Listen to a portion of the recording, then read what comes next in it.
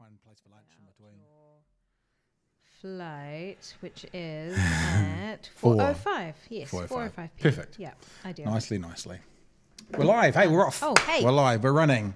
Katy Thomas, hi. Hi. Well fit mum. Hello. Hey, how you doing? Very good. Hey, thanks for coming down. Jetstar was that flight right in. It was a bit bumpy, but my place was windy as I had some pot plants blow over and stuff this morning. No, it was all good. All Yeah, good? Yeah, absolutely. I've had way worse flights than that. Really? Yes, Yeah. because you've been international in the last couple of days. Yeah, I have. I just got back from Thailand. That was also a relatively uneventful flight. Actually, the worst flight I ever had was in Ireland. That was terrifying. Really? Yeah, pilot missed runway. Oh shit. Yeah. I was more thinking you've just kind of landed from international flight, got on another plane and come straight to the house, so we're very grateful. Oh, no. Thanks very much for having me. It's a pleasure to be here. I don't know what you think or what people think about... I love dreams. Like, I have wild and crazy dreams, and I get if I tell people about them, they all go, I wonder if this means that, and this means that, and this means that. I had two dreams last night. Both of the dreams, I was in a car crash. Ooh. I'm not quite sure what that says for it. I was wondering if that might relate to the conversation. Hopefully it won't. Hopefully not. I'm trying to extract an omen of goodwill out of that, but yeah. If you're heading for a car crash, Pat, I'll let you know. Okay, cool. I'll give you the signal. That's Jace. Right. He stays off camera, but he has definitely the looks and the brains of the operation. Man, my Cool. phone's going crazy. I should probably Hi, turn it off, Jace. shouldn't I? Hi. Hi. We've done that. Yeah. Thanks for coming down. You come down especially to chat with us. Yeah, I have. It's been ages since I've been to Dunedin. It's been, well, I don't know, years. Yeah? Yeah, pre-baby, I think, was the last time I would have been here. Yeah, it must have been before I had Edward. And he's 4? Yeah, he's 4.5 now. So, wow. Yeah, So yeah. school in 6 months? Yeah, well, yeah. I mean, that honestly, like, this is all kind of new for me. Yeah. If you'd asked me a year ago, actually, even as far as 6-9 months ago, I was pretty resigned to the fact that Edward was going to have to be homeschooled, and that was just kind of like my life now, just full-time caregiver. Definitely was not thinking school at 5. I was thinking maybe school integration sometime around 8, potentially, Right. depending on where we're at with our milestones. And then, yeah, yesterday we went and had a trial day at the local kindy. Wow. Edward's now enrolled. He starts Monday. Wow. That's huge for both of us. My girl's mother and I homeschooled for a few years. We could talk about that. Yeah. I'm a fan of homeschooling. It's Really? great fun. Yeah. But I guess we should take a step 2 backwards because there are reasons that you were thinking this about Ed. Yes. And the reason we connected was a mutual connection of ours, Thane from, he was in On the Rock then? Yeah, Kirby he was on the Rock? yeah. Thane was doing Drive with Duncan just before he left for Bali. And I saw him post about you with an article, something like, maybe Jace can even bring it up off your blog. It's entitled something like "Why I Give Cannabis to My Child," why Yep. I feed. Yep, that's Next the one down. Scroll down to the next one, I think. Oh yeah, that's the most recent post that I did, which was about Over on the right there. There's second one down. Why? Yeah, that one there, I think. why I give my son cannabis. Yeah. So I saw that post and I went, ooh.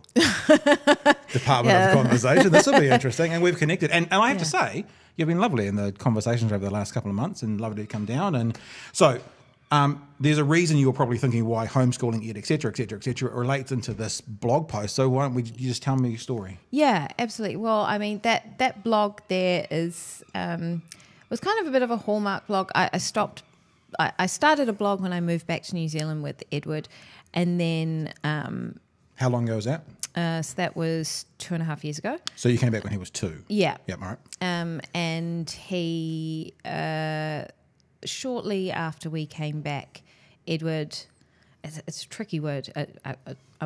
Saying he developed epilepsy is kind of a bit of a misnomer because probably it's congenital, but it became apparent sort of about 6 months after we got back to New Zealand. Retrospectively, probably, it was maybe always present from birth, but it just wasn't presenting. He had febriles and stuff while he was younger, but we actually had bigger health challenges. So what's that? Febrile seizures are seizures that any child can have Yep. when they have a temperature that typically exceeds, 30 degrees or Gotcha. it is not indicative of an underlying seizure condition. You and I can have febrile seizures. Anybody can. But and it does doesn't- relate to a high temperature. Is that yeah, one of the markers? normally that's Okay. so like anybody can have it if they get if they overheat, but it doesn't mean that you're going to have ongoing problems or that you need to medicate it. It just indicates like very unwell. So he did have those, but like I say, they were kind of isolated events relating to heightened periods of immune suppression. And Edward did have he was born prem. He did have a bunch of other health problems, and those were kind of the main focus, I guess, of the first couple of years.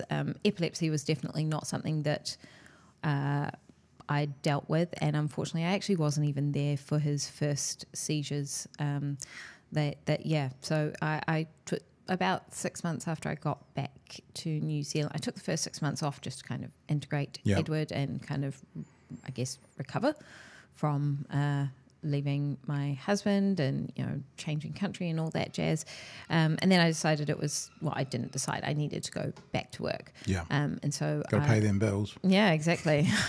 Solo mumming it, and so Edward was at daycare, and that's where he had his first drop seizures. Right. A drop seizure. A drop seizure is what it sounds like. Standing Falls. up, fall down, convulsing. So he drops. Yeah, Okay. he drops. And he had two apparently within the space of about half an hour. Wow. That must be a terrifying phone call. It is probably the worst phone call. Because a drop seizure, different from the other seizures, what he might have in bed with the temperature, where this is a fall down. Yeah, exactly. Right, okay. So in terms of like the scale, if epilepsy has a scale, it doesn't.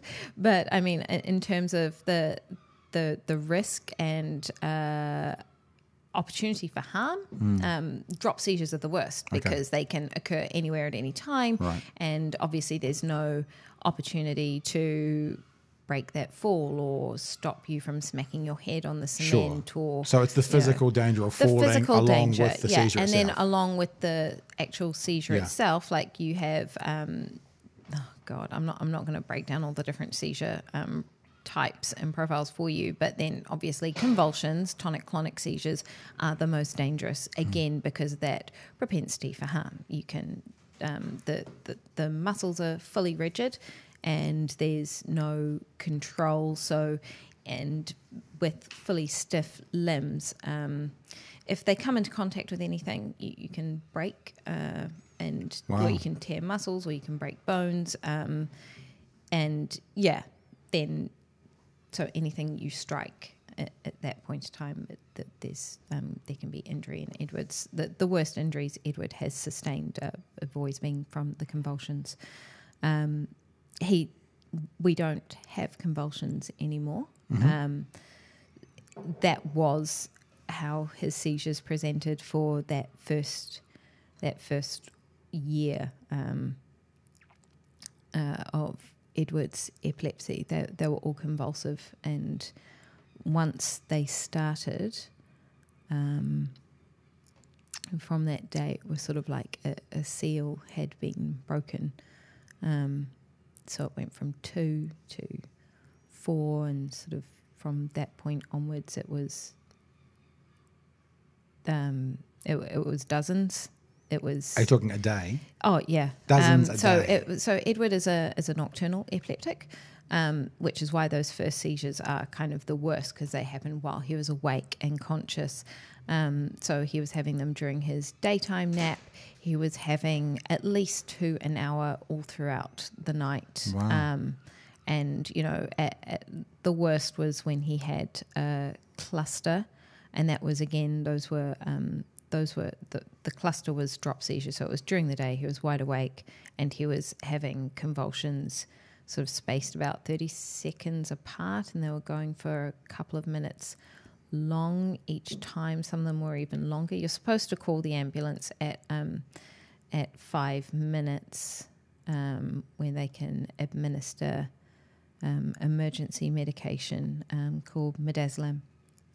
But anyway, I didn't know any of this at that stage. I was just struggling to kind of cope and come to grips with it, I guess. Like that's the thing about epilepsy is especially the way it happened to us, is you go from one norm to suddenly another norm. It's like you flick a switch and everything that you knew before is just completely irrelevant, and you're just trying to make sense and deal, and also with nocturnal epilepsy, we'd sort of have these sort of, semi-normal days, and then, at night, when normally it's when you get your rest and you recover, that's when it would all kick off. So I was just,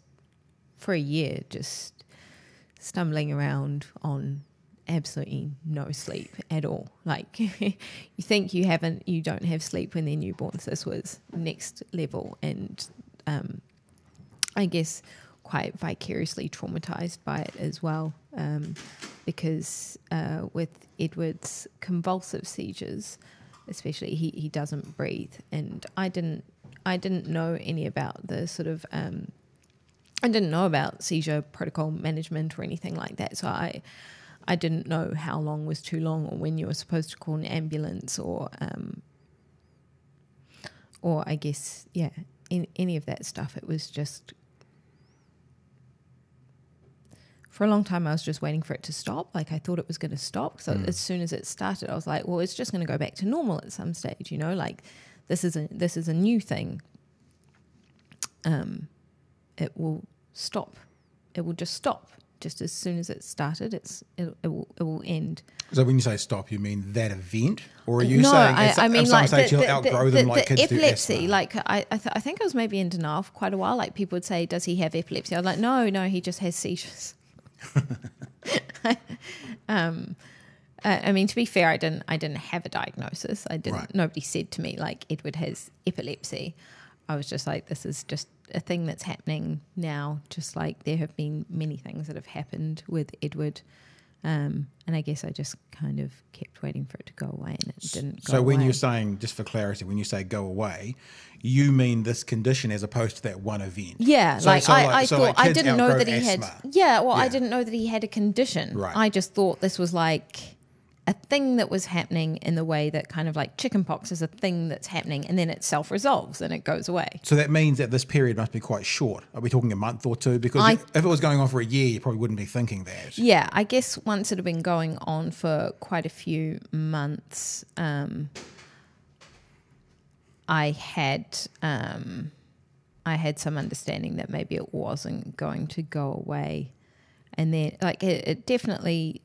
Once the cluster happened, like, I guess that was when it was reaching like a really critical point. By that stage, so I guess after like 3 months, 4 months went by and it wasn't getting better, it was getting worse. Well, and also in that, so that first, say, 3-4 months, where you were thinking this is going to resolve itself. Yeah, that's what I really thought it was just going to go away, just because it had started so randomly and so suddenly. It'll stop the same way. It'll stop the same way. But does that mean there was medical intervention in that stage, or were you just more kind of saying, where's this going to go? So in those first 3 months, what were you doing medically? I reported it to the doctors, and we had started some anti-epileptic medications that they weren't working. Right. And what we were on, we were increasing, so titrating him up and increasing the dose. It was not controlling his seizure condition. His seizures were escalating. And when I say escalating, I don't just mean like they were becoming more convulsive, which they were, but the duration and the intensity of the seizures was kind of doubling. Like, as we went up, as we scaled up, the seizures they stopped being like 2 to 3 minutes. Suddenly they were like 4 to 6 minutes. And then, we were tipping over into like 7 minutes. Wow. Then it was 14 minutes, and a 14-minute seizure. Yeah, like it just that was the first ambulance I called, and the first time I called an ambulance, we went through to ED, and they were like, "Oh, he just has epilepsy," and I'm like, really? Like that's that was where you accepted the word, or you heard the word? Well, no, but it wasn't that I accepted the word. It was more the fact of like, do we not think that there's a problem here? Like right. that, They're a bit flippant about I'm it. supposed to call an ambulance at 5 minutes. It doesn't stop at 14 minutes, and I come to emergency, and you don't have a solution. That's one of the things that's like kind of surprised me about.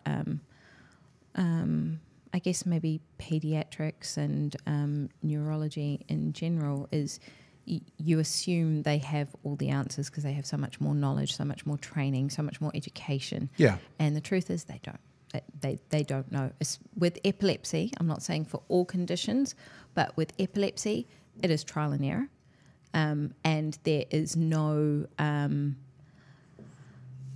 there are no assurances. They can give you no assurances. That there's no way. They don't know that one anti-epileptic is going to be more therapeutic over another anti-epileptic. There's no real evidence to suggest that any one will be better or will assure you of any outcome or will not have any adverse effects. And I just, as we started going down this path, and I realised that the medications were not working. They were aggravating his condition, and it was really impacting negatively on us, and not in a health way.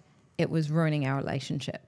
Like Explain that. So I mean between you and him. So between me and interpersonal mum-son relationship. How does it begin to ruin that? I guess. So bear in mind, Edward is only 2.5 at this stage. So he and also like he has GDD, so it's global development delay. He didn't have any words at that point, so we weren't able to have a conversation about this and what was going on. Right. And I guess on his level, he only had. He's just living in a world of his feelings, and and so I'm administering this stuff to him that is making him shit his pants, is making him vomit constantly. Mummy, why are you hurting me? I have to physically hold him down to restrain. That's never. That was just not part of our dynamic. I'd never physically restrained him at all. We'd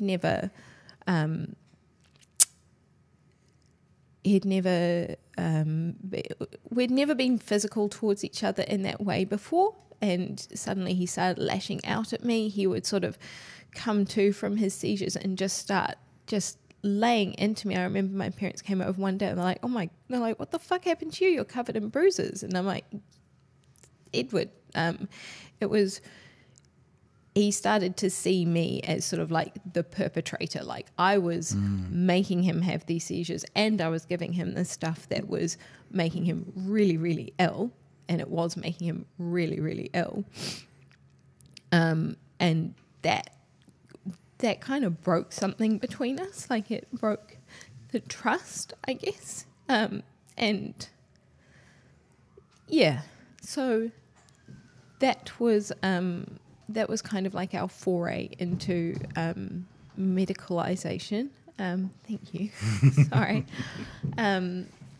And so I was like, right. So what's plan B? Because it's not working. I haven't just called.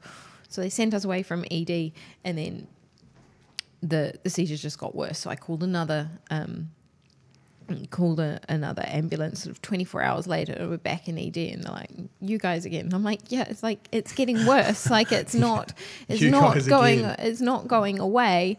And like they're like, yeah, but he just has epilepsy. I'm like, yeah, but epilepsy shouldn't be like it shouldn't be getting progressively worse and escalating like this. Like this is just like if like I'm scared. Like this is treading into, with my very limited medical knowledge, like this is treading towards SUDEP. Like once you start trending down this path, which is sudden death from status epilepticus, which is when you just go into a seizure and it doesn't stop and you die. It's what happened to Alex Renton. So yeah, by that point, and they're like, oh, we can try this other drug, as well as what you're trying, we can try this other thing. And like, I'm Googling all of the side effects and I'm like, fucking hell, like it's just getting worse. Like we've already got this child that is losing weight. Like when I looked at the pictures of when we first arrived in New Zealand to like 6 months later, and like he arrived all chubby and happy and cute, you know how like little toddlers look, to how he was now, and he was looking kind of gaunt and not good, like kind of wasty, and you know. And then I was looking at these other ones where I'm like, okay, with psychosis from withdrawals, you know, all these other things that I definitely did not want to visit on my child. You know, depression. I'm like, he's 2.5. Like, why do I need him to be depressed for at this young age? Like, he's kind of got it hard enough. Like, the last thing we need to do is like destabilize his mood. And I did have a friend who, over the course of that time, had been advocating for medicinal marijuana. Right. And he'd been really gently persistent, but I had rejected his polite advances because I felt like my perspective of weed was, the fuck do I want to make him high for?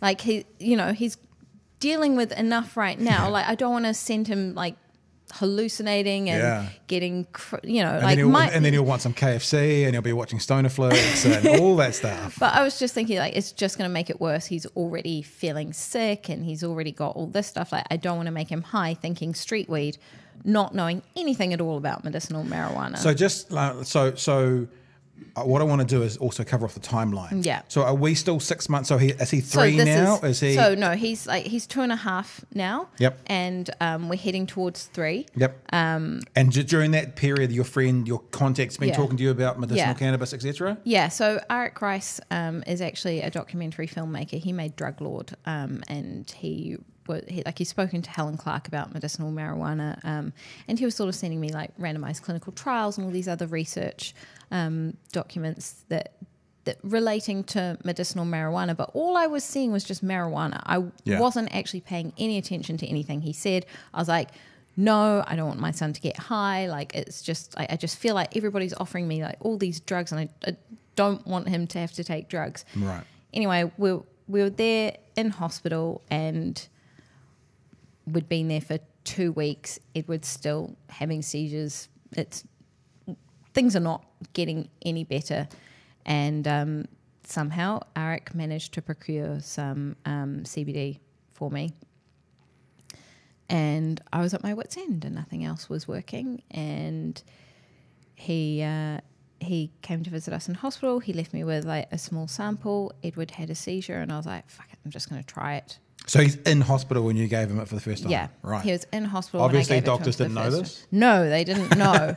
But mind you, did you have any thought that if I really do fuck this up, at least I'm in a hospital? Exactly. I was like, worst case scenario, it can't, well, actually the worst case scenario, I was living the worst case scenario. The worst case scenario was he's having seizures all the time. It's uncontrolled. It's getting worse. Like, what could be worse than this? Like, I felt we were heading towards like an inevitable conclusion that like I was... like things were heading in the worst possible direction anyway. Edward had a seizure. I administered the CBD oil. And how do you administer it?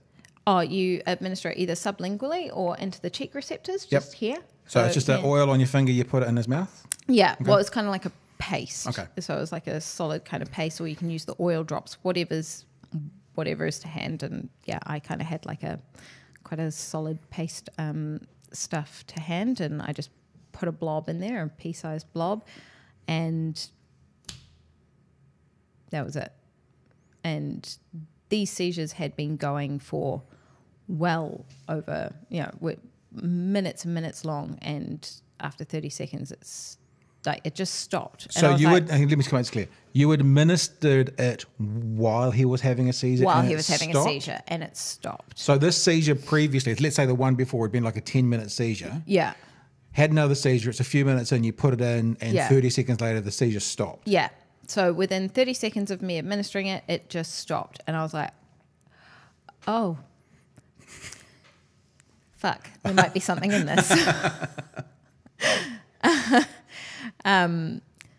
And that night I stayed up all night reading every single email that Ara had ever sent me, watching every single documentary, and then that's when I started to do my own research. And from that point on, it's still probably the last thing I do at night is I'll jump on Google, see what the latest research is, see what articles got some Google come out alerts set up for CBD and and to be honest, in that, like, a lot has changed dramatically in the international landscape in a very short space of time. And in those early days, I guess the most interesting things that were happening were coming out of Israel and Dr. Meshulam, and they were just sort of indicative studies, but the stuff that he was doing specifically with epileptics was really, it was really heartening.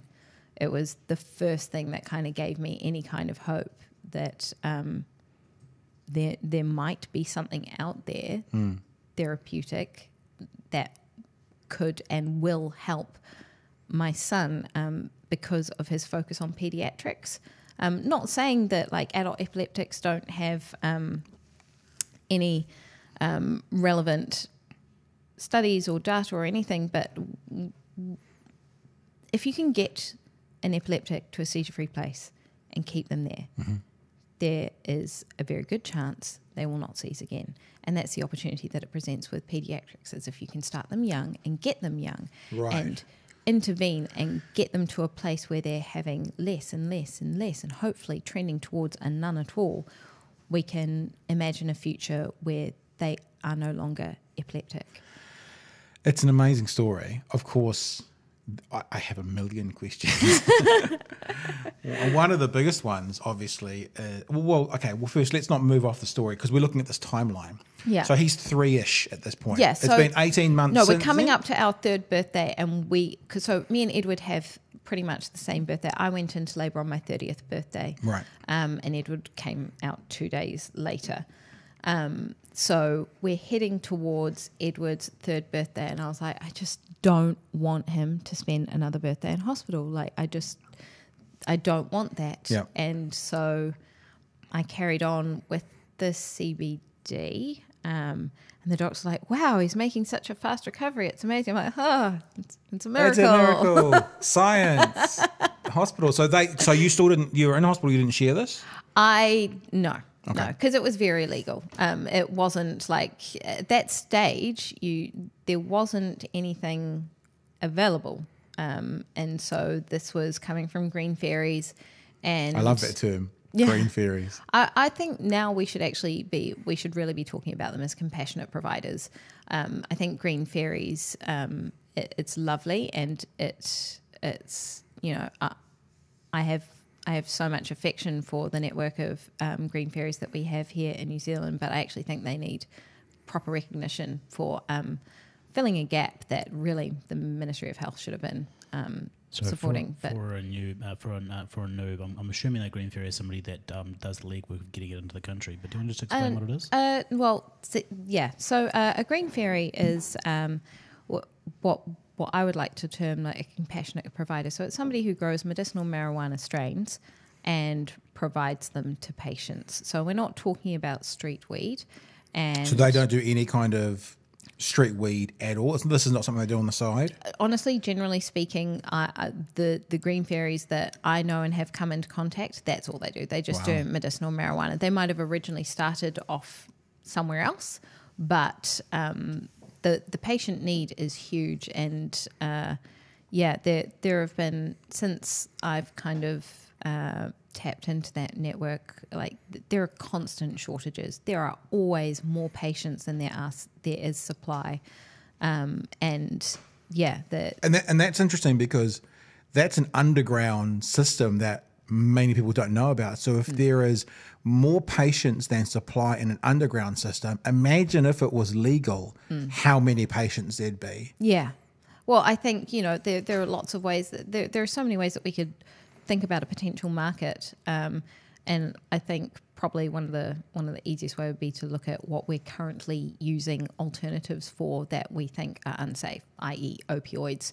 And if we look at the mental illness statistics in New Zealand, I think it's 1 in 3 have anxiety. our depression statistics through the roof, and that to me,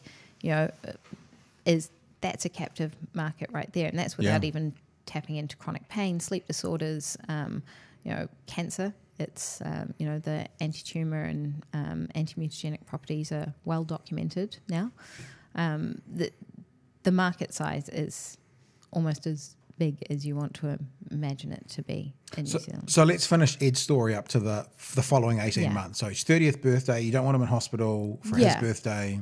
Yeah, so we're coming up to Edward's 3rd birthday and he is making a dramatic recovery. At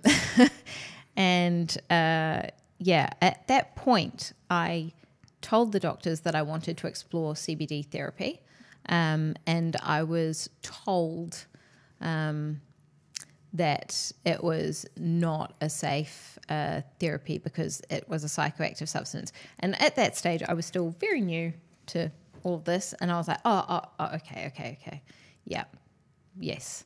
No. Since then, I've gone back and I've re-argued my point and, gone, how about you take a look at this study? It's actually not psychoactive. I'm not interested in THC. I'm interested in CBD, completely different cannabinoids with very different effects on the patient. But, yeah, at that stage, I was like, okay.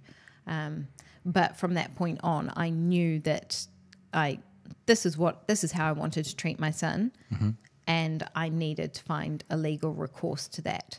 So from there, we left. I continued on the Green Fairy supply, and it was doing... So the Women's Day article said that I cured Edward of epilepsy, and I've written about that and tried to ameliorate that claim. I haven't cured him. I don't even know if cure is an appropriate word for epilepsy because it is a condition that you will always be susceptible to when you push your limits and your boundaries. Like we all have a thing, right? We all have a thing that if we burn the candle at one end more than the other, then, you might get a migraine or I might get tonsillitis or, we have something that happens when we suppress our autoimmune system. Yeah. How CBD has changed our life is we've gone from having these life-threatening seizures to Edward is no longer tonic-clonic, which is the convulsive seizures, which are the really dangerous ones, as I explained to you. Like Edward's been twisted his leg under a bed because his leg got caught under the bed and he was face down on the floor and I couldn't get him out when he was convulsing. So he doesn't have those anymore. He just has tonic seizures, which, although not ideal, it would be great if he wasn't having seizures at all, they're still less dangerous. And they are, so we've gone from having, sort of like these, sometimes hour-long clusters to now they're all under 2 minutes, and that's when he's really, really unwell. He only gets seizures now when he's very unwell. Right. So when he's well, we don't have seizures. And then if he is quite unwell, normally what I would expect to see is like a couple of seizures, maybe 10 to 15 seconds long. He'd have to be really, really sick for it to get up to 2 minutes, and I haven't seen those since he had hand, foot and mouth, 2 ear infections, a throat infection, and... at the same time? Oh, all at the same time, and chicken pox. Oh, my God. Yeah. So that never rains, but it pours. So, yeah, it has really changed things for us. And I guess also playing into that with the tonic-clonic seizures, Edward wasn't able to respirate. And that was why I was so sure that we're kind of trending towards this kind of fatal conclusion, is because without O2 saturation, if you're... For minutes, if you're depriving your brain of oxygen, we know that's when, long-term brain damage and other vital organs can be impacted. Whereas now, Edward's able to breathe through his seizures. And that alone in and of itself means we're no longer in that danger territory where we were. And, when Edward was, when he was first diagnosed with epilepsy, and that was, when he was also diagnosed with GDD, global development delay, he didn't have really words. I think he had like 1 or 2 words. He definitely didn't have any sentence construction or anything like that. He is now he's just ridiculously verbose. I've seen a few, noise. possibly on Snapchat, but a few videos with you and him chatting away and having a good time, and maybe they'll win you over in Thailand. Yeah, in the malls and stuff. Yeah, he's very, very chatty. He Well, not for the same reason, but maybe small warning to you. My 9-year-old didn't talk for the first couple of years hardly at all. Now she won't shut up. Yeah. So, it's like catch-up time. So it is like catch-up time. You might have the same thing. Yeah. And it's amazing. And yeah, like these other milestones, like he's going to kindy starting Monday and all of these other things that I had kind of written off as like an impossibility. I was like, oh, well, that's not our future. That's not our life. So one of the things I've been puzzling about is my understanding is you tried to go down the legal, because some people do get like the right or the certificate or whatever to have medicinal marijuana. Okay, so we eventually got there. Yeah. After a year of persistence. And at the stage that I went down to speak at the Health Select Committee, when the Misuse of Drugs Act was coming up for reform, Edward was one of only 200 patients in New Zealand with a prescription for CBD. That's ridiculous. Like, that is just absolutely ridiculous. So he was one of 200, and the rest were all terminal or, palliative. So he does have a prescription So he now? does have a prescription now. Okay. But it took a year of me seeing a different doctor every single week and just getting knocked back. Every single person was just like, no, I'm not comfortable prescribing that. I wouldn't know where to start. I'm not familiar with the dosing or the lack of education and information on the medicine side. Even those that were willing were unable. Right. Because they didn't know how. They didn't know how, that they don't know about the products, they don't understand the cannabinoids, and it is the plant is incredibly complex, and so are cannabinoids in general. And to be fair, the endocannabinoid system was only discovered in 1990, so some of the older practitioners have probably never heard about it. Right. But I don't really think that's good enough. I can think of plenty of industries where you actually have to upskill and retrain year on year to maintain your certification. Well, it should kind of be the same. That's like saying they don't understand community. a new theory of laser eye surgery because they trained in the 70s. It's like, no, you upskill yourself. Yeah. I mean, I'm sure doctors and people in that field are one of the ones who have to continually learn new things. Yeah. Well, yeah. One would hope so. You would think. Yeah. And also because of just the inherent safety of it, like the fact that patients are being prescribed willy-nilly drugs with an awful adverse effect profile, which any idiot with a phone and Google can find out in 5 seconds, versus medicinal marijuana, of which there are no recorded, well, not even medicinal marijuana, there are no marijuana-related deaths on record ever in the history of humankind. That alone should make it the first line of defense for anything that could otherwise be treated with something else. Like even paracetamol is more dangerous than medicinal marijuana. So as one of the things you're saying, now we chatted in the car out from the airport. Sorry for being late, by the way. That's all right. World's worst traffic today. I was having a good old chat to Postman Pat, filming a little piece for Eddie. Like I said to you in the car, one of the reasons, like I'm completely pro medicinal cannabis. I'm actually pro decriminalisation, although we said in the car that sometimes mixing those two, ideas can be perhaps not helpful to either cause. Yeah. But let's just stay there. There's so much to talk about. I mean, like I said into the car, we could be here for 3 hours, which is fine if we are. What I'm assuming when you say there's no ill effects or there's no I'm not saying there's no ill effects. Well, compared to the other stuff, is the stuff you buy in the street, which can be laced with. I just mean you can't die from it. the stuff you buy in the street, which people say can be like a joint, which Yeah. can be laced with other stuff, could Yeah. be harmful. But Yeah. medicinal marijuana is different, more pure, differently grown, differently looked after. What's the story? You know, Okay, 'cause so pe- let's just unpack that, Yeah, because that's actually two different things. Yes, please. So when I say that it's safer, what I mean is you can't die from it. So, you know, that if you can't die from it, Mm-hmm. whatever else can happen, you're not going to die. Right. You know, so I think that, you know, even paracetamol, you can actually take a whole ton of that, and there is a lethal dose. I think it's like, it's very high. I think it's like 200 mg per kg. So it's very high. You have to consume a lot of Panadol. But, you know, you still can die. A hypothesized lethal dose for marijuana is something like, I can't remember.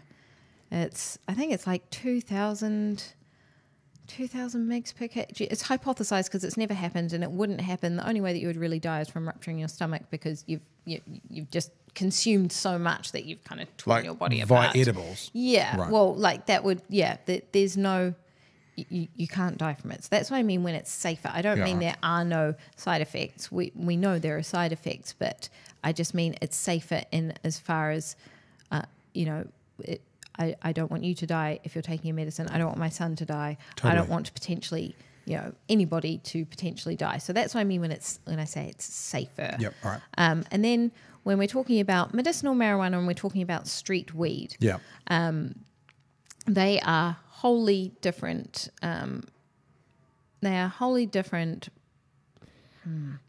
products, plants. It's a difficult terminology, specifically because street weed has been bred over, I guess, decades, and it can be, you know, 99% THC, and medicinal marijuana cultivars and strains are bred for different purposes, and they are bred to produce different cannabinoid profiles, and with designed therapeutic effects. So, you know, the plant that you would use to treat cancer will probably be quite different to the plant that you would use to treat epilepsy. Will probably be quite different to a plant that you would use to treat a sleep disorder. Will probably be quite different to a plant that you would breed to treat chronic pain, rheumatoid arthritis.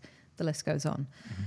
Whereas street weed is typically just bred to get somebody high. Right. And the two cannabinoids that most people have probably heard about, THC, tetrahydrocannabinol, that's the one that's very psychoactive, right? So that's the one that's going to make you feel high, and you know, that's the psychoactive stuff. CBD is not psychoactive, and that's the cannabinoid that really interests me. That's the one that's therapeutic for epilepsy. There is some evidence to suggest that a combination of the two is actually really good for refractory epileptics, which is epileptics that you can't treat with other things, so Dravet syndrome, Lennox-Gastaut, you know, possibly people like Edward as well. But it's just not my particular field of interest. And what happens when you breed a plant to have a really high percentage of THC is you actually breed out the CBD. So it sounds like it almost becomes a different product. It might have a similar root origin, but a plant literal root origin, but it'd be like apple. You can have different kinds of apples. Yeah, and I think one of the really interesting things about the relationship between THC and CBD is not only is CBD not psychoactive, it ameliorates the effect of THC. So if you have THC with CBD, you will not feel the high as much, and it smooths out the curve, so you won't get like this spike of being really high. It'll smooth it out and extend it over a longer period of time, so you are less high. And so that's why street weed is like, it's a different beast, because it's taken out all of the stuff that I think is medically therapeutic and is therapeutic for anxiety, depression, pain, a whole bunch of other things. And it's all about the high. THC does have a lot of medicinal benefits. I'm not saying that it doesn't. I'm just saying that you can have those medicinal benefits without being high. So I've done a bit of reading and watching and listening to various podcasts and broadcasts from places like California where they're smoking and getting high at that moment where it's legal. If you're aiming to just smoke to get high, to use it as a recreational thing, that still has medicinal benefits, or do you need to take the CBD? Well, yeah, no, like that. There's actually evidence to suggest that there's a lower incidence of cancer in smokers versus non-smokers. Talking about marijuana smokers, not cigarette smokers, obviously. Obviously, it'd be the reverse. So there is medicinal benefit in THC. I'm just saying that there's potentially more medicinal benefit in CBD just because you don't have to be high to take it. So you can experience the pain relief, you can experience the better sleep, you can experience the seizure reduction or elimination. You can have all of that stuff and you don't have to get high. So and look, I was going to say as well, one of the reasons I think I like this conversation and I'm good to talk to about it, not from you, but just in general, is that I've never smoked weed in my life, yet I'm completely supportive of the idea of medicinal and decriminalisation. And because, I remember I interviewed John Key once when I was working in a radio station, and he told us something off air.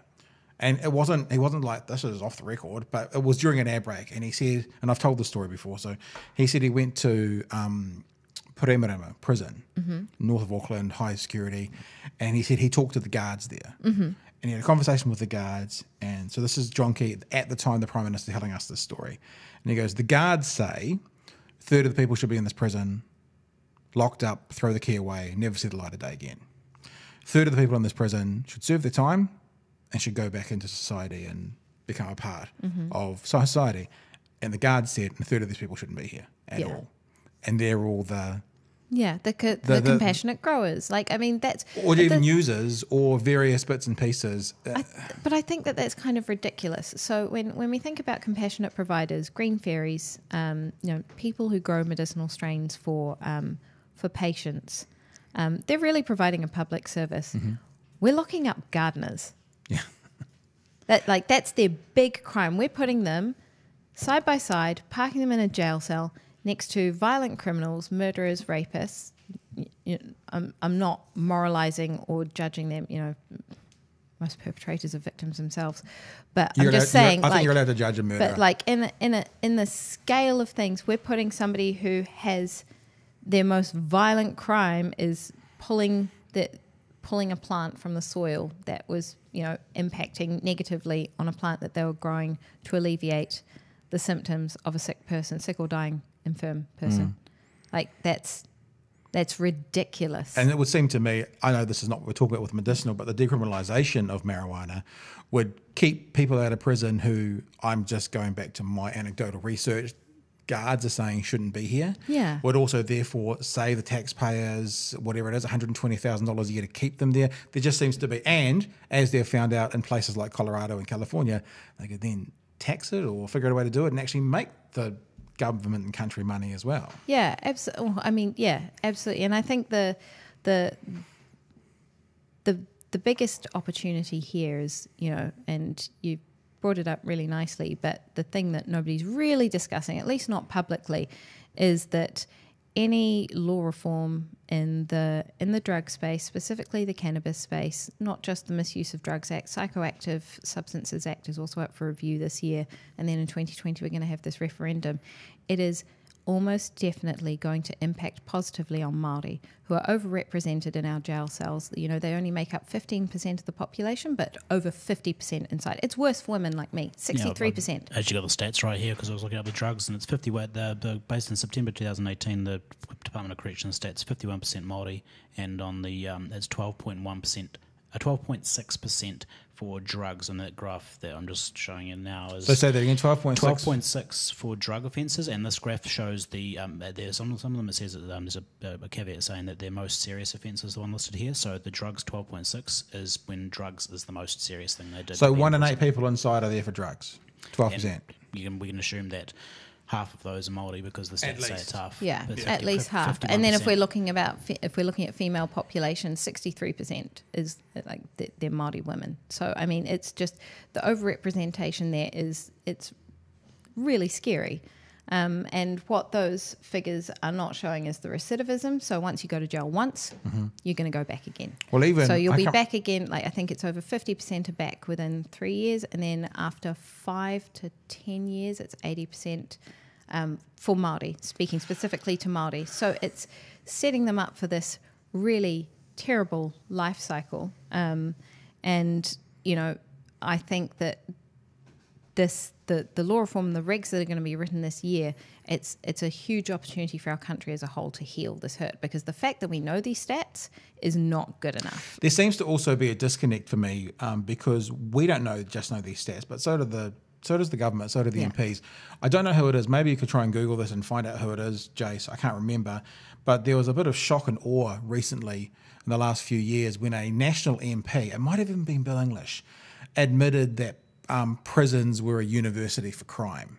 And that's the kind of thing that the left normally says. And it was definitely a national MP under a national then government that finally acknowledged it publicly. So it's like, well, hang on. If we all know this, and the left, for want of a better word, knows this, and now fairly influential parts of the right are saying this, why aren't we addressing this? Yeah. Well, I think that there has been some things coming out recently. There have been some really good longitudinal studies about this, trying to address the systemic racism and bias within the judicial system, and it's not just any one singular point.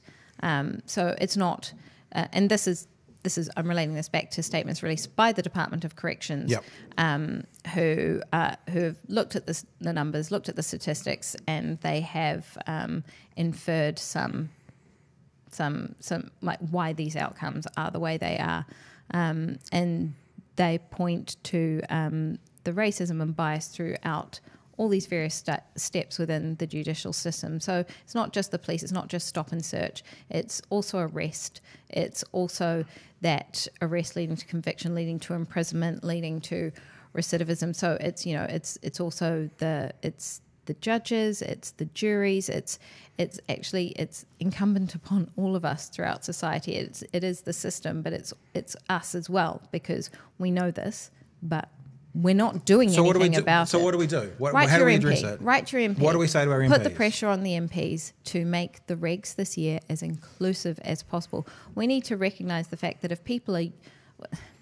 So you take a Māori and a Pākehā, what the statistics show is that that Pākehā are much more likely to be sent off with a warning and a slap on the wrist if for it's the a same drug charge, crimes. for the same crime, drug related, especially cannabis charges. Yep. And Māori are 4 times more likely to be arrested, convicted, imprisoned, and it's that whole trajectory. So we need to be reaching out to our members of parliament who will be asked to make a lot of decisions this year, and really make an implored plea to them to make the regulations as inclusive as possible. We don't want to write out access to anybody.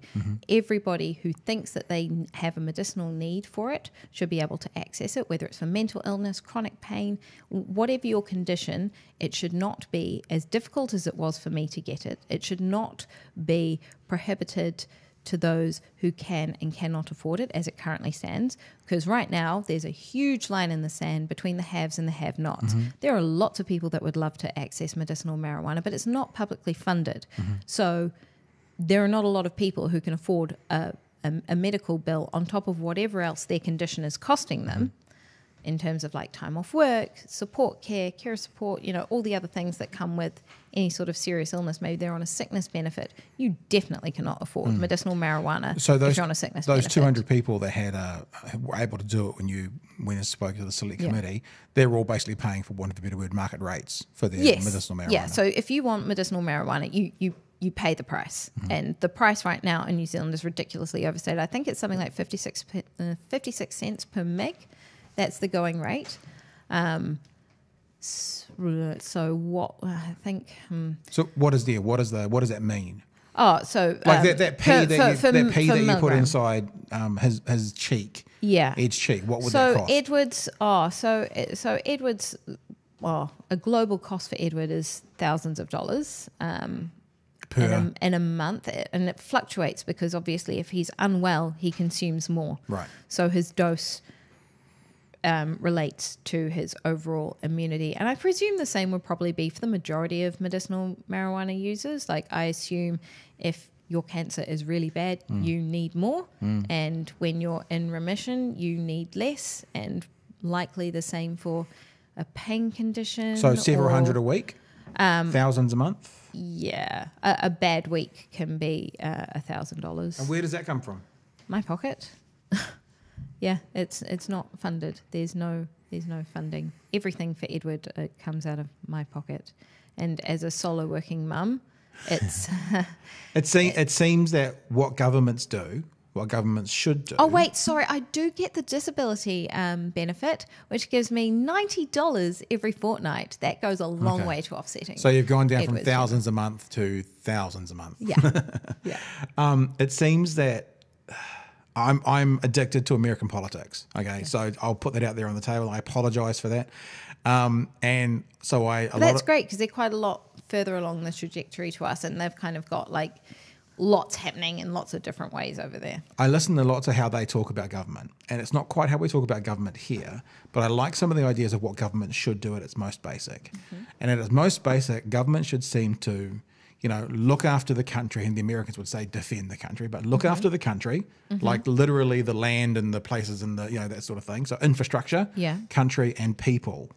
And I think looking after the people comes down to health, well-being, looking after those who can't look after themselves, that sort of stuff. So it seems to me that if this works, and if this is proven to work, and if is there a need for it, it shouldn't. And fucking Viagra is subsidised, then this should be too. Yeah. It's just. Viagra. I picked out the most ridiculous one I could think of. No, but the list of things which are funded is very long. But I think also, it needs to start at public funding. Yeah. But also, we need to be funding research because there is this gap.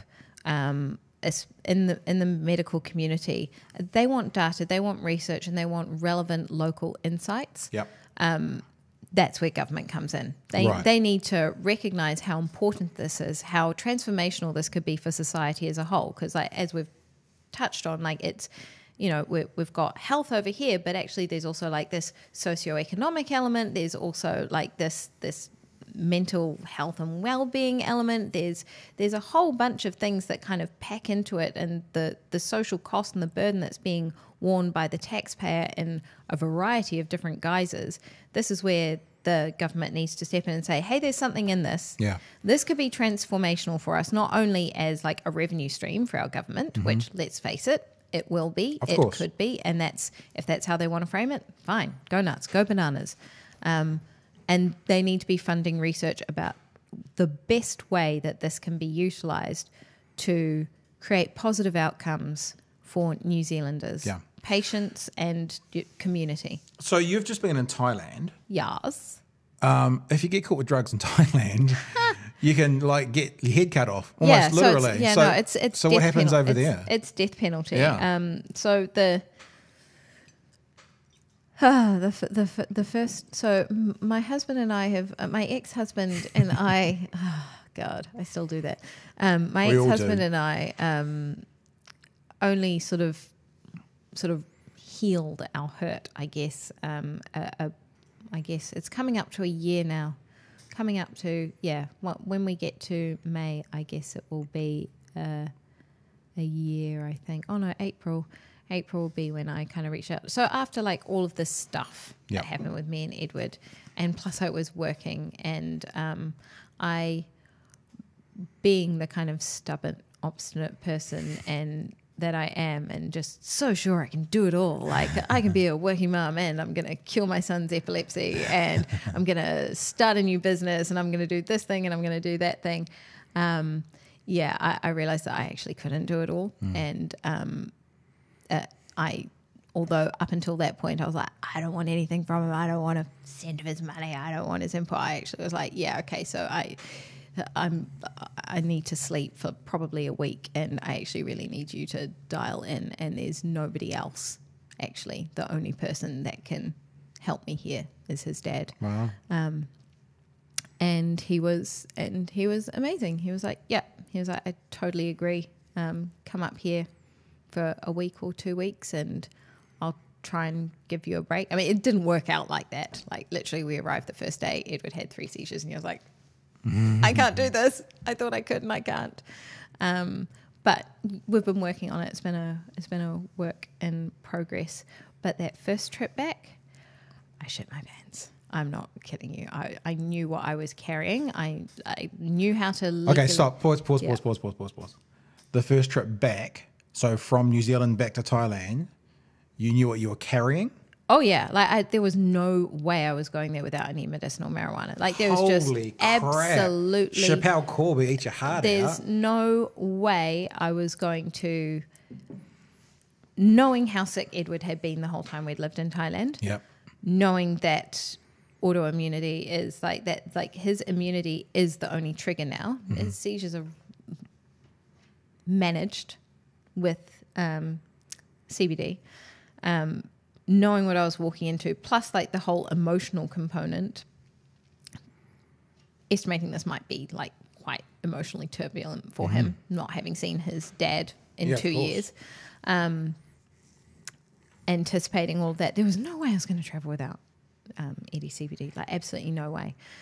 So I got medical certification. Letters from his doctors saying this is his prescription, this is what he's on, this is his dose, this is how much you're allowed to carry. I read up on the local governing laws, what you're allowed to bring in and what you're not allowed to bring in.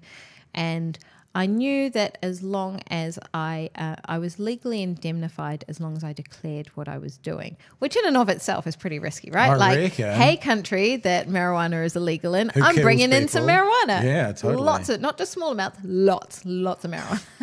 Was it all paste? Like there wasn't like... Yeah, it's like So all it in wasn't syringes. smokable or anything? No, Yeah, right. no. No. And that's the other funny thing is like when people ask me like, how do you administer it? And I'm like, well, do you think I give my son a joint? And I send him outside to smoke? Like, he's 3 years old. Come on. Like, what do you think? And they're like, oh, I don't know. So that first trip back, I was extremely anxious. I lost my voice the day that we're flying. I have a weak voice, so sometimes if I get a bit stressed out, it goes out the window. But like it kind of came back kind of croaky on the plane, so I just knew that I had to tell the customs officer, and I had to tell I just had to tell them what I was doing as I went through. And I told them, I don't think they understood what I said, but I didn't care. I'm like, it's captured on camera. Nobody can say I didn't do it. Yep. I did my part. Yep. All the paperwork is here. Yep. It's there. Yep. Check my bags. There it is. And so that was that. And also coming back in was really funny as well, because it still is. Up until recently, it's been like a really grey area. Like it's kind of legal, but it's kind of not, because it's only really legal for like a very small minority. And like in general, most people don't know that medicinal marijuana is legal if you have a prescription. Like it's probably the only things they know about it is the Alex Renton and Rose's journey. That might have been the only thing that people knew about. And when I came back in through customs, so I had all of Edward's CBD and medicinal marijuana, plus I have like all this other like pretty heavy emergency medication, like injections and stuff like that. They're like, anything to declare, ma'am? I'm like, yes. So there's like medicinal marijuana over here, I've got midazolam over here, I've got this opioid over here, I've got this other thing over here. And they're like, what's in the bag, ma'am? Like pointing to like my little children's backpack on my back. I'm like, oh, this. Like, oh, this is my son's ketogenic diet. I have to bring his food for the plane because they don't supply it. And they're like, what's in the bag, ma'am? I'm like, well, I have to, he can't eat the food on the plane, so I have to, they're like, what's in the bag? I'm like, I don't know, some sausages. There is some coconut yogurt. They're like, and I'm like, there's a chia seed jelly, some boiled eggs. Like, seeds, eggs, right this way, ma'am. You're going to have to empty your bag into the disposal. I'm like, seriously? Like, that's what you care about? And they're like, I've always said to a lot of people that I'm sure it's easier to get a pound of marijuana into New Zealand than a single banana. that was it. I was like, really? Like, you care about the eggs? And so I was like, but you declared just take the whole. I was like, I don't give a shit. Just throw the whole lunchbox in the bin. Just leave me my weed. Yeah, basically. Yeah. So that was the first 2 trips were really scary. Yep. But actually, Thailand beat us to the punch. They voted in medicinal marijuana 140 to 0. Wow. Ahead of us at the end of last year. It's interesting that they would. I know. Yet they kill people. I know. For using marijuana. I know. But I mean, I think it's really smart. Like, they have. So that means when you go now, though, can you just get it there because it's? Or do you still take it? No. Because like it was only that was only passed. I think it was in November of last year. Oh, okay. So I mean, you know, the way that they're exploring it. So currently they're taking all of the seized marijuana, and that's being used for research and development. Not the best way to go about it, because that's not really where you should start. But also bear in mind, it takes time. It's a plant. Like, you can't just go, it's legal now, and then have like kilos of the stuff ready for R&D. Like, they're going to have to grow it. So from seed to crop, that takes at least 6 months. So it's a couple of year process or whatever. No matter what, it's going to take time. Play a bit of that, Jace. Let's hear some of that. With illegal exports heading to North America since the 1970s. But cannabis as a treatment for pain and depression has long been practiced and is a popular herb for consumers like Ong, who prefer just using his first name. For obvious reasons. My relative, who wants to use marijuana as a medicine, calls me because traditional Thai doctors who want to use cannabis don't know where to find it because they don't smoke it. Well, that's like what you're saying. The medical fraternity, even if they did support it, so even in places like Thailand, don't know where to go. Yeah, and I think that I think Thailand is actually really set up in a beautifully unique position to become a great wholesaler for the rest of the world. They will, they'll just be able to undercut the market in other ways that other people won't. The climate conditions required for growth are pretty ideal in Southeast Asia. So, you know, anything kind of around the equator is good. It's warm, it's hot, there are a lot of sunlight hours. So they'll be able to grow outdoor, whereas, you know, grow facilities for us, even here, will probably, for scale, need to be done indoors. Right. Yeah. And what's it like now with you and Ed's dad? Oh, well. Getting there? Well, to be fair, like, we never stopped talking. Yeah, that's good. We never stopped talking. We never fought. The dissolution of our marriage just looked like a very long conversation one night that went into the next morning about neither of us being happy. It wasn't working. Giving it another 6 months, but if it wasn't working in those 6 months, me returning to New Zealand, like it was never. I guess, you know, like I always tell people I did most of my grieving while I was still married to my husband, because, you know, it became patently aware from the moment from the moment I got pregnant to the time that I left, we were just deteriorating and kind of irreparably. I don't really think, I keep, as we do, going back over, I'm like, could I, should I, would I, like, is there anything we could have done differently that might have saved the marriage? I don't know. I really don't know that it was. I think, you know, we got married really fast, really young, and yeah, that he didn't support me having or keeping Edward, and honestly, like, he was right. It was the wrong time. Like, nobody, it should. Don't have babies in foreign countries. It's a terrible idea. Don't do it to yourselves. Just don't. You need supports. You need an infrastructure. Having a baby shouldn't be something you do on a whim. It should be something that you plan and think about. I just did it because I have PCOS. I didn't think I was ever going to get pregnant ever again. Right. And I was just like, this is my opportunity. Right. I know the timing is wrong. We both just started startups. Again, don't have a baby and launch businesses at the same time. It's terrible timing. But yeah, we never lost respect for each other. We never did anything like, we didn't, lie or cheat or try and, I never tried to scam him out of money. He never tried to scam me out of money. We never, I don't let other people trash talk him in front of me. People are really quick to do that. I don't like it when people try to. They think they're supporting you by knocking them down. Yeah, they think that like there's always a good and a bad, and that they have to demonize that person in order to support you. And I don't support that at all. Like I chose him, I married him. That was a conscious decision. Like that. At no point did he become an evil man. We both did horrible things to each other. As you do when you really love somebody. But yeah, we never lost that respect for each other. And I think that, probably in some ways I did make it hard for him to help me. Me being so bullheaded and like, I got this. Oh fuck, I don't got this. I'm going to die. Because I was wondering when you said that you were looking to him for some support and there couldn't be anyone else. Is that because there is no one else? Like, do you have family you're in Auckland, friends, family in Auckland? Yeah. Or are you saying more that because he is the father, there can't be anyone else? I'm saying both. Right. I have friends and family in New Zealand, but it is incredibly difficult to even my own family is very they love Edward, love playing with him, love hanging out with him.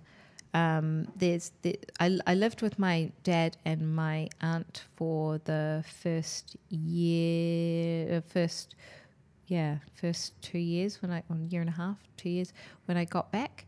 So that means they went through that 6 months after. They went through everything with wow. us, but they are the only ones who have ever looked after Edward in a seizure, and nobody really feels comfortable with it. I guess it's understandable. There is that propensity for a fatal conclusion if it's mismanaged. But yeah, no one. I did ask, but nobody wanted to give me nights off. What about today? I mean, you're in Dunedin. Your son's 1,500 k's away. Yeah. What happens? So he's with my aunt.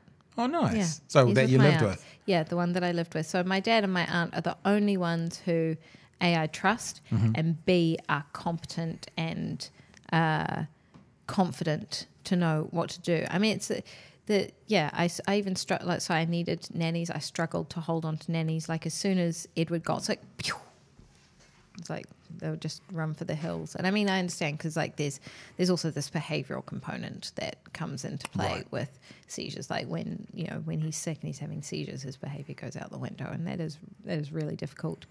But arguably, those are the times I need the most support. But I guess after years of no sleep, off the back of more years of no sleep. It was lots of things. It was, I didn't have those supports here in New Zealand. My dad and my aunt, they're old. Like they're really old. Like my dad's turning 70, I think, this year.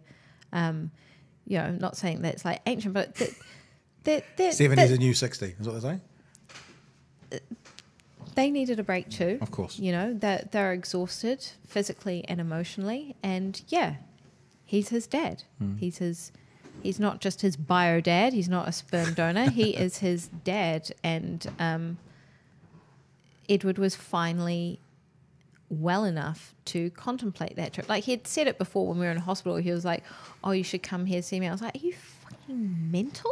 Like, are you crazy?" I'm like, "Do you not see the wires that he's hooked up to, the oxygen tubes?" And I was like, "We can't get on a plane. He's in a sterile environment and he's still sick. Like, we can't get on a plane." And like, that's just not possible. But at that point, like, it actually finally was feasible. And so, this last year has kind of been like, I guess, our healing journey and his healing connection with Edward. They have a really beautiful relationship now, and that's going to continue to grow and blossom. I'm really hoping that he will come here for the first time in a few months' time, and that will be huge for all of us. Nice. Yeah. And what about you?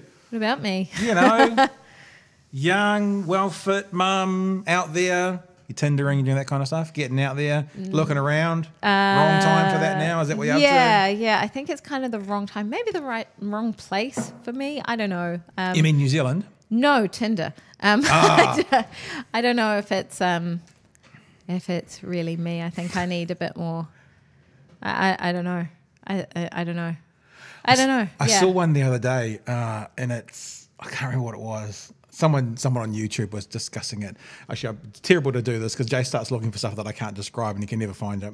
But it's basically a private school only kind of Tinder. Oh yeah.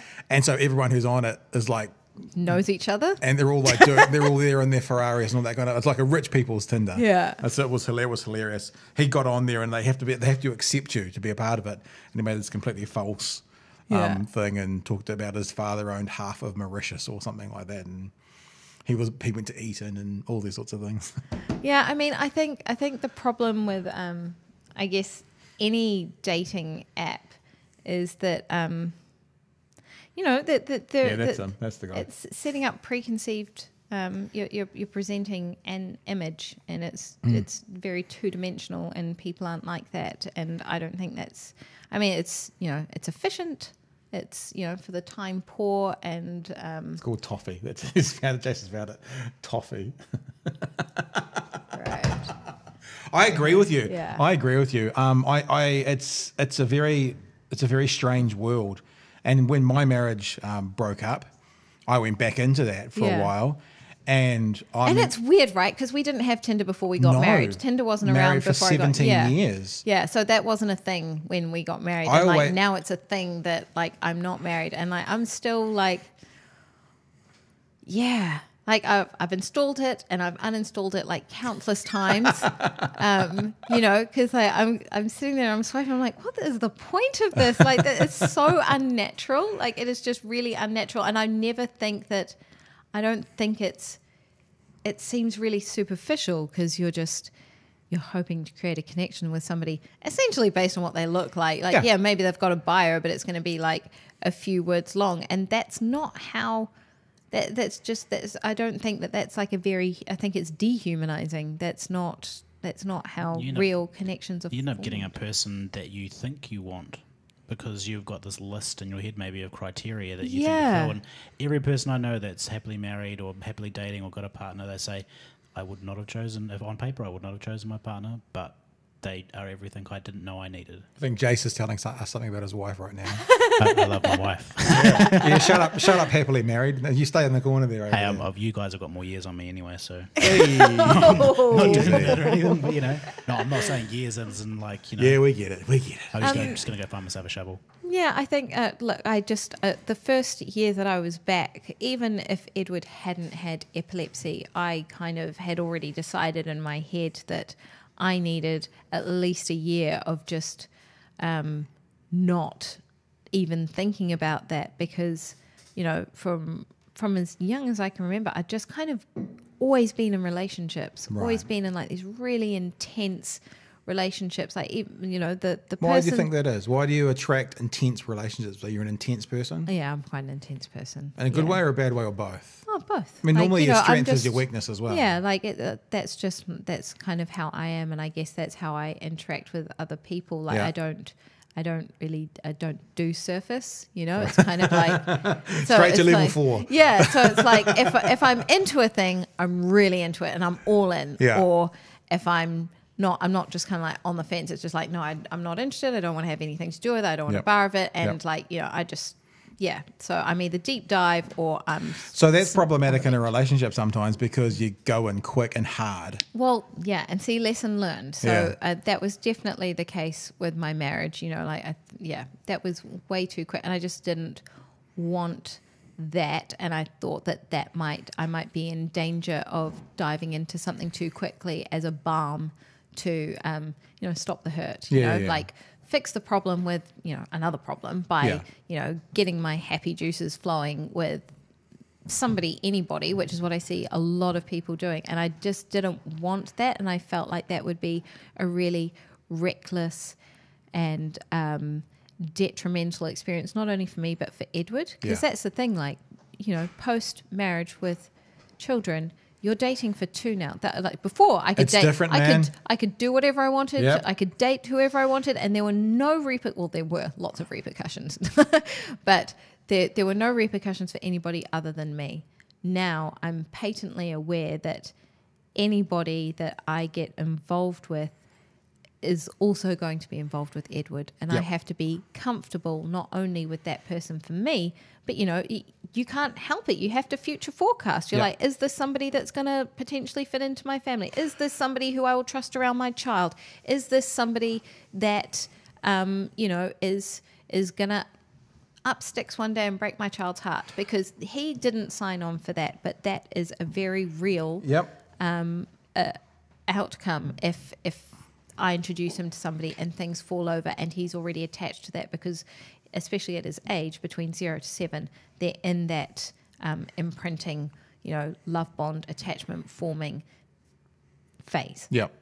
And you also have to, I did a lot of this. I did a lot of this figuring out. In fact, I wrote a blog post. You can bring my blog up, Jace. And it was like rules for dating. And so there's a system that I've worked it out. Look, there it is right there. It's my last, I haven't written for forever, like nearly 10 months.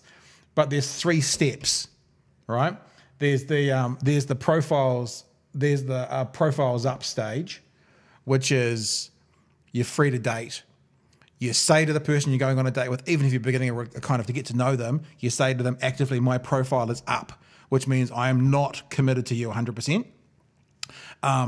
But it's up. I'm happy to keep dating you and kind of keep figuring this out. But until I do stage 2, which is profiles down, we are not exclusive. And then in the profiles down stage, which literally means take profile down off whatever it is, that's a process of saying, okay, I'm committing to figure out this with you. But in my opinion, that's still like these people haven't met my children yet. Yeah. So profiles up, they haven't met my children. Yeah. Profiles down, they haven't met my children. Yeah. At some stage in that profiles down, they're going to have to... They meet the children, and then that's a part of the profiles down stage. And then step 3 is the we're official stage. Yeah. And I reckon that what I found when I was, you know, it was probably a year and a half after my marriage ended, going out there are so many unspoken expectations in the dating world. Like I'd go out and have a coffee with someone and they'd be like, oh, I thought I was exclusive with this guy and he was still dating 5 other women and da-da-da-da-da-da. Yeah. And I'm not, that my da-da-da-da-da wasn't disrespectful to the conversation, but that was the repetitive conversation. And I thought, well, we need rules. Yeah. So I'm like, and when I started seeing someone else, I'm like, I actually would say, we are in profiles upstage. I would say it. I was like, you are not. This is just, we're just hanging out. Yeah. Right. And then it moves on. So it's really, I think clarity is really important. Yeah, 100%. And I think that the kids thing is because for me as well, this is going to sound really horrible to a lot of people. I'm not interested in raising anyone else's children. But I'm just not. Yeah. You know, I'm interested in knowing someone and supporting them in what they do with their children. Yeah. But I'm not interested in raising someone else's children. Now, that doesn't mean, you know, that you eliminate people who have got young children, but those children have a father, typically, unless something horrible's happened. Yeah. But have a father and they have a mother. And I had a profile once on Find Someone, and I think one of the things I wrote was, what I don't want is another mother for my children, because they've got one of those. Yeah. They don't need another one. Yeah. And then when you can get this idea and the freedom in your head, what you're going is, actually, I can be a bit selfish. I'm not looking for someone for my children. Obviously, my children have to like them and have to get on with them and them. But I'm not looking for a mother. I'm actually just looking for someone for me. Yeah. Just for me. You know, so and that what that does is you go straight away in your head. Well, I go, you don't have to go. I go straight away in my head. Well, that means I can actually think about what I want. It's not about, I'm not looking for a mother. I'm not looking, you know, I think we have this kind of, you know, million-year-old DNA which goes, oh, procreation, future partner, future father, future mother. How will that work with my genes? I'm not interested in that. So that goes away. And all of a sudden that opens up the door to people that you may not consider in the past, because I'm not looking for a parental figure. I'm not looking to share genes. Yeah. None of that stuff. I'm looking for someone to have. Oh, so that's interesting. So you have written out the possibility of more children. I'm not looking for that. No. I'm an old man. Not that old.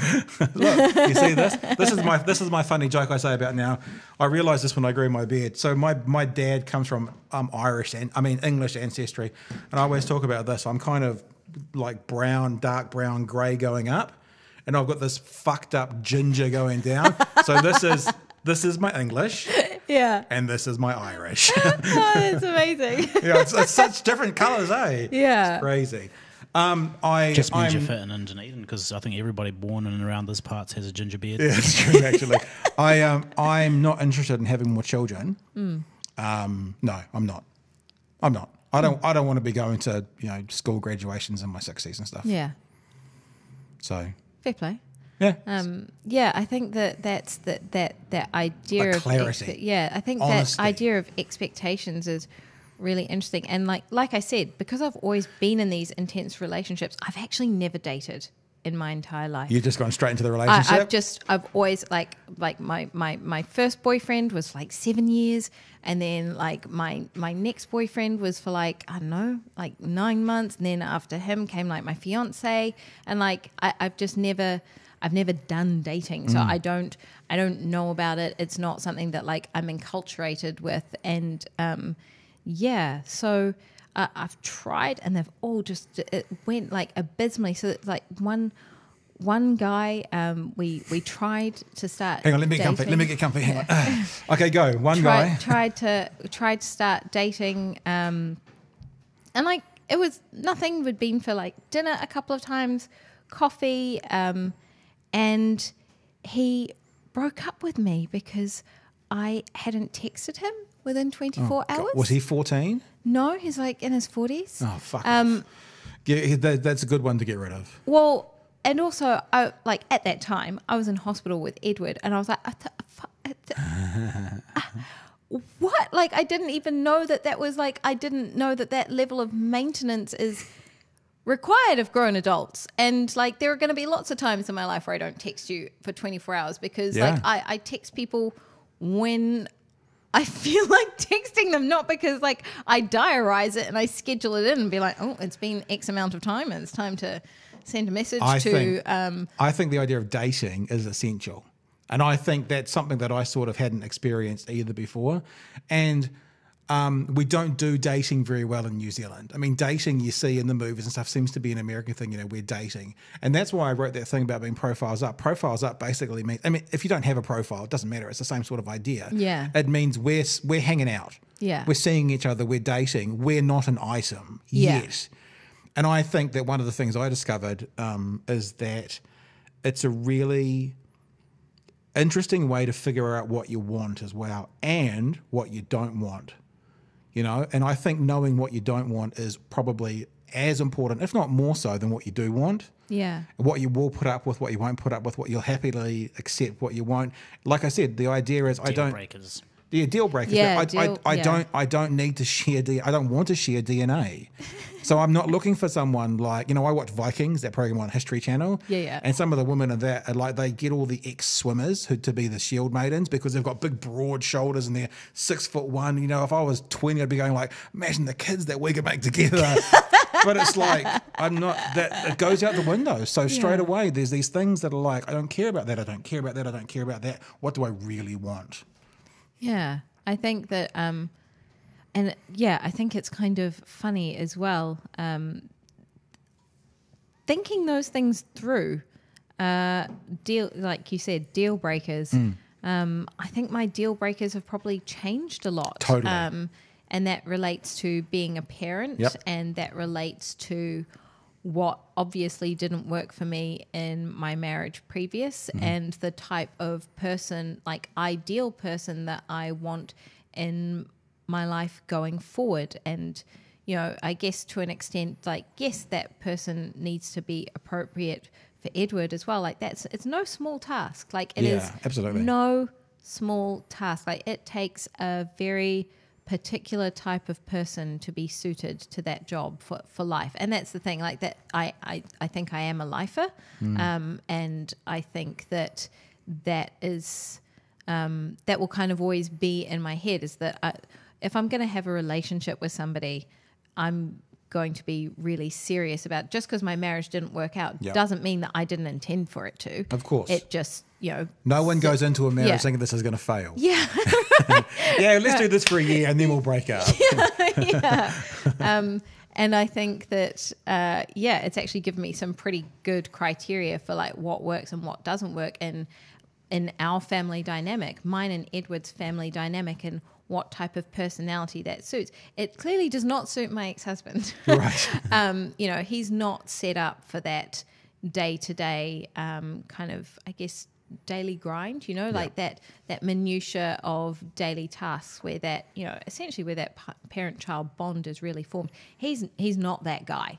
Like he can do these custody visits, sort of once every 3 months. He will never be able to do it day in, day out. So it's interesting though, and obviously I don't know him and I don't know that situation at all, so not to speak to that. But I remember, say 5 years ago, when I was happily married, I would think that if anything in the future and there was going to ever be some kind of breakup, I'd be the kind of dad that would do the every second weekend and Thursday nights, thinking I'm a bit of a dirtbag, it's probably what I'd do. Yeah. But I am so into my kids. I'm like, I have them for 7 days on, 7 days off. I can't not do it. It's like my world is surrounded by them at the moment. So I've changed from what I thought I would be to what I am as well. So who knows? Who knows in the future what may come? Look, I honestly have huge hopes for my ex-husband. I think that Edward has the most enormous power to heal, and Edward's real gift is he makes people feel. Right. You cannot be around Edward and not feel things. And that's really scary for a lot of people. I think it scared the shit out of my husband, ex-husband.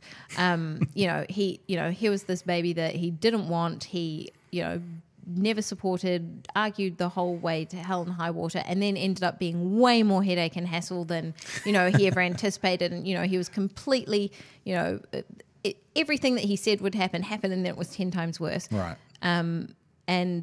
But I think part of that kind of rejection and scapegoating was like he never expected to feel so strongly for this thing that he didn't want. And I think that over time he is just going to fall more and more in love with Edward and realize that all the things that he currently perceives as hardships and, things that he doesn't want to do, those are actually the opportunities for connection. And actually that's where the real good stuff happens. It looks boring and annoying from the outside, but actually when you're in it, that's the good stuff. That's where, the real loving happens. Like, yeah, it's boring, but I get to hang out with you. And that's where the cool stuff is. So I think he will change over time. But obviously, when thinking about who I'm going to end up with, I can kind of pre-select for that. It's kind of like, are you somebody who is diabolical on a daily basis, or are you pretty steady and calm as she goes? Like, how do you react in a crisis? What is your default mode in drama? Are you somebody that meets drama with drama, or are you somebody that de-escalates and meets it with compassion and empathy? So I actually have an opportunity to find somebody that is a good fit for us. And I think that's exciting. And I think, believe it or not, we've been talking for nearly an hour and 40 minutes. What? It's crazy, eh? It's like a time warp in here. Yeah, that's crazy. But wow. we like to just talk. That's and amazing. Hopefully, especially about the medicinal marijuana, there's no interruptions. We just get to keep on talking and keep on talking and keep on talking. And then we get to sort out our dating lives. Yeah. So some therapy thrown in there as well. I just wanted to, because I went to the trouble of finding it. Oh, yeah. You brought up mineral. I found that stat for you about how much would actually take to kill you, and it says you need to consume 1,500 pounds of cannabis in 15 minutes to die, theoretically. Yeah. Now that to me sounds like for us in the real world, that's about 750 kgs, 700 kgs. So So that's what I mean. a like small you would, car. yeah. Well, that just sounds like a challenge. But you see what I mean? Like, it's not, you're not dying because it's a medically toxic thing. Like, you're dying because you've ripped your body apart because you've put a small car inside it. Like, in 15 minutes. Like, yeah. Let's bring up your... Is the best place that people find your Facebook, Instagram, blog? Yeah, so me and Ed are on Facebook, facebook.com/wellfitmum. And then we're also on... Honestly, Instagram is the one that I update with the most regularity. It's probably... it's the one that I update the most regularity. If you want to ask me questions, though, if you want to talk about medicinal marijuana, how to access it, which doctors will prescribe, who's available in your area, what products are best suited to you and your condition, probably Facebook or the blog is going to be the best way for you to get in contact with me, just because Instagram, I get overwhelmed with DMs, whereas Facebook and the blog, you can actually send me a full-length email and then I can reply to it properly. Or if you put in your phone number, I'll give you a call back. And if you lose any of that or you haven't got that down or you want to figure it out, Katy Thomas is a pretty easy Google, or WellFitMum. Yeah. It all finds, you're easy to find. Yeah, so my Instagram handle and my Twitter handle is the same. It's I am Katy Thomas. Yeah, self-explanatory. Yeah. Thanks for coming in. Thank you so much for having me. Thanks for coming down. Yeah. Where are we going for lunch? Jace, where are we going for lunch? McDonald's? Oh, shut up. Oh, I don't know. What do you want? What do you feel like? Dog with two tails again. We'll go back there. What do you want? Depends what you want to eat. Dog with two tails. It's Dunedin. There's lunch. millions of food. Thank you for coming in, Katy Thank you for Thomas. having You're a me. legend. And I'm sure me and you will keep chatting for the next 2 or 3 hours until you get back on that plane, that big bird, and go back to get your boy from your aunt. Yeah. Excellent. Thank you. All right. All right. Cheers.